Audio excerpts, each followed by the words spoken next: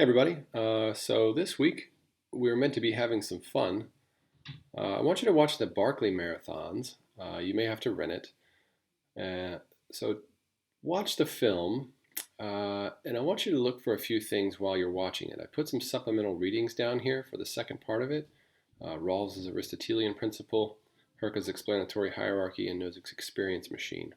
Nozick's experience machine, you can see there's a couple videos here. That's a very famous example, so you can check those out. Uh, the Barkley Marathons is again, it's meant to be kind of fun for you to watch. It's a funny movie, I think. In some ways, it's kind of inspirational, uh, but it's about a very, very, very difficult trail race. And so here's what I want you to think about while you watch it. This is from John Rawls, the Aristotelian principle. It comes from his book called A Theory of Justice. And I've just excerpted a certain section here where he says, human beings enjoy the exercise of their realized capacities, and this enjoyment increases the more the capacity is realized or the greater its complexity. He says the intuitive idea here is that human beings take more pleasure in doing something as they become more proficient at it. And of two activities that they do equally well, they prefer the one calling on a larger repertoire of more intricate and subtle discriminations. So, for example, someone who can play checkers or chess prefers to play chess because it's a more complex, difficult, challenging activity. He says complex activities are more enjoyable because they satisfy the desire for variety and novelty of experience and leave room for feats of ingenuity and invention. They evoke the pleasures of anticipation and surprise, and often the overall form of the activity, its structural development, is fascinating and beautiful. So what he's saying here is like, people like the sense of achievement or accomplishment that they get from doing things. And in particular, they like the sense of accomplishment and achievement in doing things that are hard. The harder the thing, the greater the sense of achievement or accomplishment. Look at what I did. Look at what I pulled off. Look at what I accomplished. Tying your shoes at age 5 is a big accomplishment, and you feel very good about it. Tying your shoes at age 40, barring some catastrophic event, in the interlude, in the time between, is not that big of an accomplishment. So it's relative. It changes over the course of your lifetime, depending on your skills and abilities. That's why he says at the top, they're innate and trained abilities. So the idea here is that people achieve a sense of deep satisfaction and joy and pleasure in their lives when they do things that are really rigorous and really challenging. And I think that'll come through pretty clearly in the Barkley marathons. And that pairs up with another idea from a guy named Thomas Hurka here, which he calls the explanatory hierarchy. You can see there. Here's what he means by that. He says some knowledge is flat, meaning that it sort of doesn't add up. It's not hierarchical. It's just a random sort of bit of information. So like how many jelly beans are in a jar, right? Even if you could guess that correctly, it's not that useful. It's not as if you can take that information and apply it in some other domain. It's flat knowledge. It doesn't do much for you. If you think of this slide here as the jelly beans, you have 1, 2, 3, 4, 5, 6, 7 jelly beans. And so to know how many there are is to know that there are 7, and the sum and the whole are the same, right? It's just 7.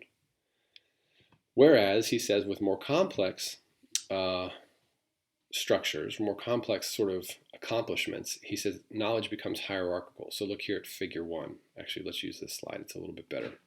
So here's figure 2, just a sort of flat linear knowledge where you have the sum of the parts is 7. But in this figure, the sum is 17, and here's why he thinks that. He says, suppose you know one bit of knowledge here and another bit of knowledge here. So that's 2 units of knowledge. But if you combine those two, you can have this sort of higher order complexity. So this thing that you can do with these 2 pieces of knowledge that is actually more complicated. And so the value of knowing that thing or doing that thing is greater. He says its value is itself and its subordinate values. So in other words, this is worth 1 plus the one below and the other one below.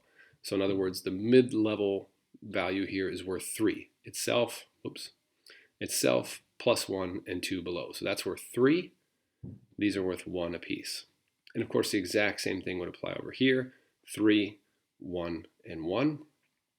And the top level achievement or bit of knowledge in his view would also include its subordinate values. In this case, it would be 1 plus the 3 here and the 3 here, and you don't keep going down because the 3 here already accounts for the lowest level. So this is worth 3, and this is worth 3. 3 plus 3 is 6, plus the value of this achievement itself is worth 7. So on the explanatory hierarchy, where knowledge is stackable, so to speak, the top achievement here is worth 7, the mid-level achievements are worth 3, the low-level achievements are worth 4, such that what you get is 7, plus 3 is 10, plus another 3 is 13, plus the bottom level is 14, 15, 16, 17. So in figure 1, the sum is worth 17, whereas in figure 2, the sum is only worth 7, because it's non-hierarchical.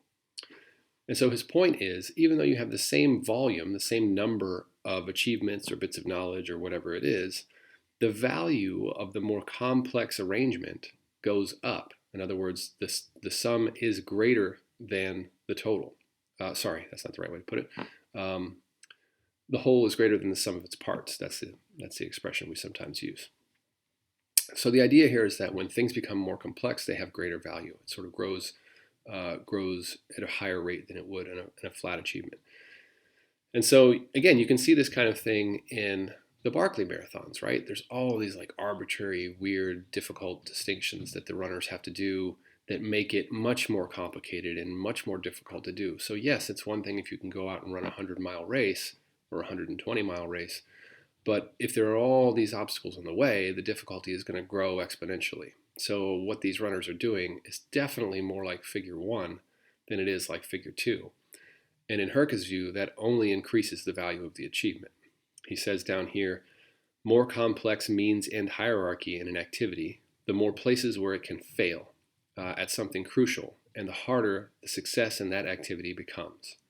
Again, we see this pretty clearly in the Barkley marathons.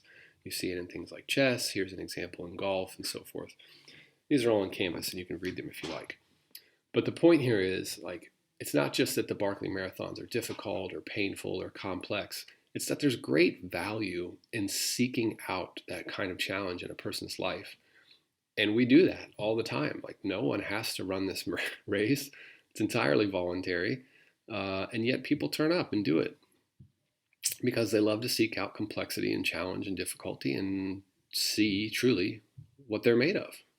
And that's pretty awesome. Lazarus Lake says at one point in the movie, you can never know of how much or little you're capable of until someone asks you to do more, right? You can never know what you're capable of until you're asked to do more. And so his complexity is asking people to do more.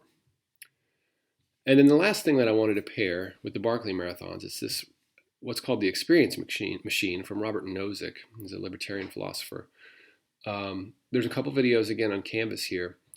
The experience machine, and you should read this. I even deleted, redacted, kind of blacked out the parts that you don't need to read. It's only 2 pages. The idea of the experience machine is to show that life is not just about pleasure. It's anti-hedonistic. And so you can read through and see what he says here.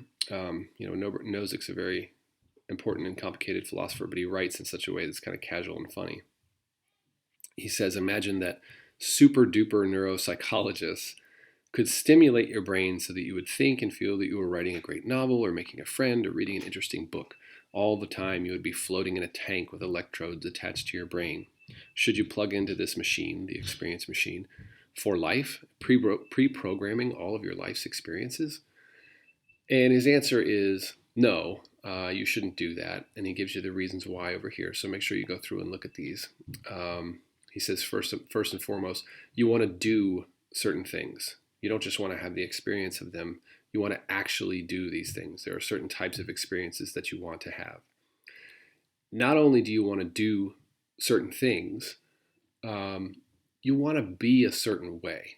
You want to be the kind of person who shows up for the Barkley Marathon. You want to be the kind of person who, becomes a chemist or an engineer or whatever it is that you do that's really complex. I'm thinking about really complex examples. So it's not just that you want to do certain things and that you want to have the actual experience of doing them.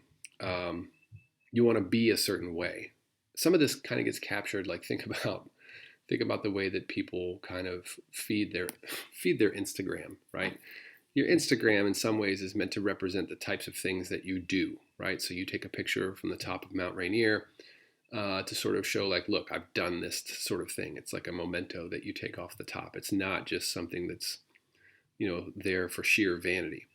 But it also reflects the fact that you're the type of person you want to be a certain way. You want to be the type of person who does something like climb Mount Rainier, which is very difficult to do. So this is Nozick's point. Like, it's not just that you want to feel good. You don't just want to be happy and healthy and in pleasure. You want to do certain things, and you want to be the kind of person who does these types of things.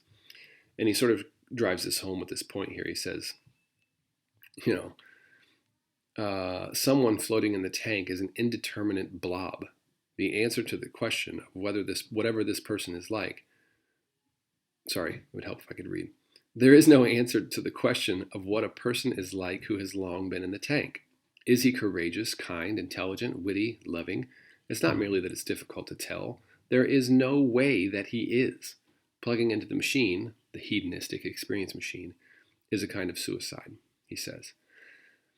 And then last, he says, not only do you want to do certain things and be a certain way, but third, you want the types of things that you do and the type of person that you are to map onto reality.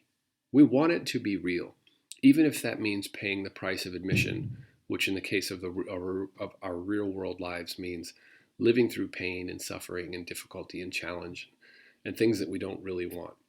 You can't just plug into the machine and escape the price of living. You have to pay that price if you want the real experiences. And so he says there's no actual contact with any deeper reality when you're in the machine. And what people want out of their real lives is to actually have contact with reality. You want to be a certain way, you want to do certain things, and you want it to be real. You don't just want to plug into the experience machine or live in the Matrix or spend your entire life, through Fortnite or Sims or some other simulated reality that's not real. And again, you can kind of see this coming through in the Barkley marathons. Like, these people are choosing to do a certain thing, to be a certain way, to map it onto reality. And they're definitely incurring a price to do it, right? They're subjecting themselves to pain and difficulty because they want to do these types of things.